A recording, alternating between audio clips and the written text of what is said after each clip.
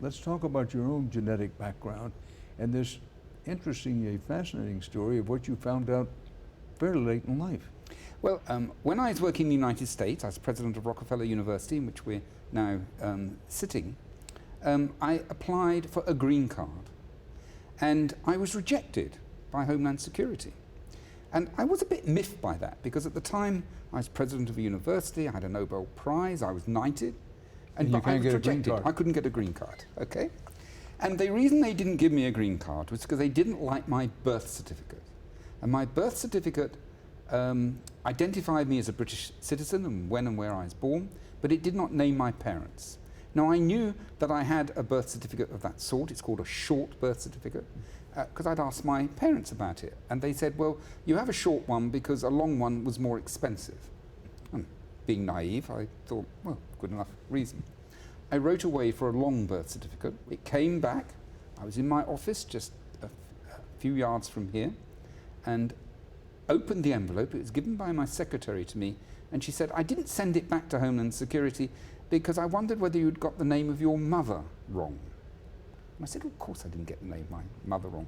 I opened this letter, I looked at it, and there were several people in the room, and you know sometimes there's a sort of emotional intensity rises, and they were all looking at me, and I opened the birth certificate, and I looked at the name of my mother, and it wasn't the name of my mother, it was the name of my sister.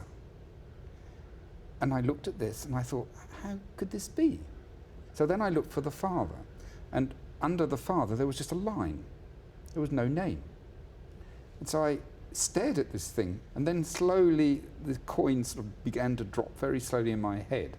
And I realized that I'd been brought up by my grandparents. What happened was this.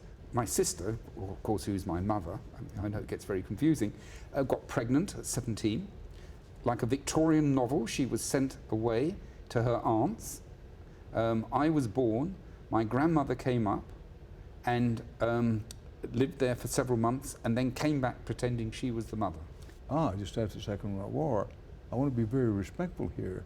Any thought in your mind that your father, whom I understand you still don't know, might have been an American serviceman? In fact, it could be anybody. I mean, but I imagine that's possible. I mean, there were many American servicemen in the UK. You're what age when you find this out? And she loved jazz.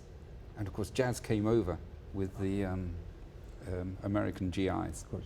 You were what age when you found this out? I was in my late 50s. My mother, sister, died early. I see. So I never had that discussion with her, which would have been, of course, of great interest to me. To put it mildly, what a shock this must have been. I was a bit sort of confused for a little while. I remember I told my doctor here when I was living in New York, and he looked at me and he said, I hope you're under investigation, you know, and I hope you're in therapy. I hope I was in therapy, that's right. That's the word I was blanking on. It never occurred to me.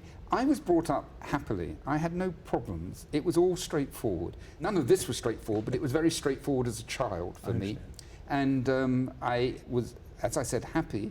I think it would have been better had they told me, but they didn't. And in the end, I can't say I came out as damaged goods. So I'm okay, and I'm grateful for what they did. Ever find your father, who he was? No, that remains... it's a blank? A blank. Aren't you curious enough to run your own investigation? Yeah, I am a geneticist. So if this was a Hollywood film, I would sequence my own genome and then, you know, go out and use that information. Now, I am a good enough geneticist to know that with that sequence, you'd have to do a lot of analysis and you have to do a lot of work to be able to make sense of it. Maybe a few more years, if nobody has volunteered, I'll have a go myself. What a story.